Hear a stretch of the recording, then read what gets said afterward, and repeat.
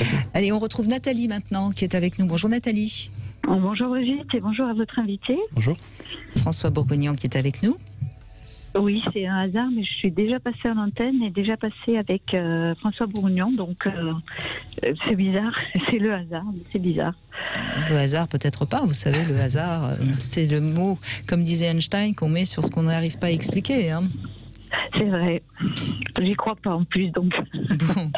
Bon, enfin, voilà, donc le témoignage par rapport au lâcher prise, moi je dirais que j'y suis presque, tombée toute petite, en tout cas dans les techniques qui me permettaient d'essayer de lâcher prise. Je le comparerais un peu sur certains aspects à ce que dit Boris Cyrulnik dans la résilience. En fait, je m'explique. Toute petite, j'ai eu affaire à un père très violent. Oui. Et donc, je cherchais des techniques un peu, on va dire, de fuite. Et en fait, j'habitais dans un très grand espace, grande maison, avec vraiment beaucoup d'espace à l'extérieur. Et c'est là que durant, on va dire, mes fuites un petit peu, j'arrivais à me ressourcer, à m'apaiser. Donc vous alliez vous réfugier dans la nature, c'est ça ? Oui, oui, bien sûr. Et du coup, vous faisiez une sorte d'union avec la nature. C'est ça, et vous c'est exactement ça. Oui. Mm-hmm. Vous avez raison, c'est une ça. forme de méditation, hein, bien sûr.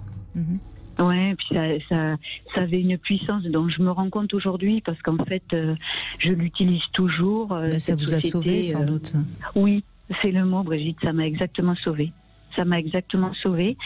Et plus tard, quand j'ai eu besoin parfois, voilà, pareil, de me mettre dans ces états-là pour me rééquilibrer, me réaligner et retrouver de l'énergie.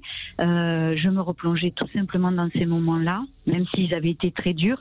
Je faisais fi de tout ce qui était la partie violence, en fait, et je me mettais juste à ce moment-là, quand je baignais dans la nature et que j'étais protégée par tous ces arbres, par le bruit des oiseaux.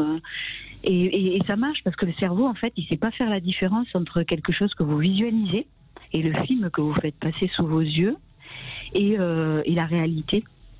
Alors votre témoignage est vraiment intéressant, Nathalie, et je vous en remercie. On avait tout à l'heure en début d'émission Maria qui à un moment donné va au cinéma pour oublier, pour remettre son cerveau dans un autre moule, on va dire. Et vous parlez en plus vous étiez enfant, hein, donc c'est formidable que vous ayez pu très jeune, toute seule comme ça.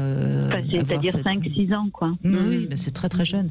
C'est un témoignage fort, hein, François. Oui, tout à fait. Et puis ça se rapproche en fait de ce qu'on appelle le lieu de sécurité hypnotique, en fait, hein, c'est-à-dire la tendance à s'absorber dans la représentation d'un endroit où on se sent en sécurité, ce qui nous permet à la fois d'activer en nous on va dire quelque chose de l'ordre du calme, et puis de s'abstraire de ce qu'on est en train de vivre dans le moment présent. Donc c'est des techniques que même on utilise au bloc opératoire, en fait, hein, dans certaines chirurgies, où on va proposer aux patients, alors c'est certaines chirurgies, hein, c'est pas n'importe lesquelles, mais de s'absorber dans un lieu en imagination, dans lequel ils se sentent bien, pour déconnecter en fait de la réalité du bloc opératoire et de ce qui est en train de se jouer dans le moment présent. Et c'est vrai que c'est formidable que vous ayez trouvé cette ressource-là toute seule, enfant. En fait, c'est la résilience, parce que en fait, j'ai été vraiment poussée à le faire, comme disait Brigitte, ou peut-être, il laissait ma peau. Et en fait, je compare ça à la résilience, parce que du coup, j'ai grandi, même si c'était douloureux, en sachant que j'avais aussi beaucoup d'animaux. Que je pourrais trouver le réconfort, donc je tirais un trait et chaque journée redémarrer en sachant que c'était mon échappatoire, quoi, on va dire. Oui, vous aviez votre espace de joie, votre espace positif qui permettait de subir les moments difficiles parce que vous saviez que vous aviez côté quelque chose de fort. Ben, écoutez, Nathalie, merci beaucoup votre témoignage. C'est à vous que je vais offrir cette montre. Vous savez que tous les jours sur Sud Radio, dans les émissions, chaque émission, on vous propose de vous offrir une montre si vous passez à l'antenne.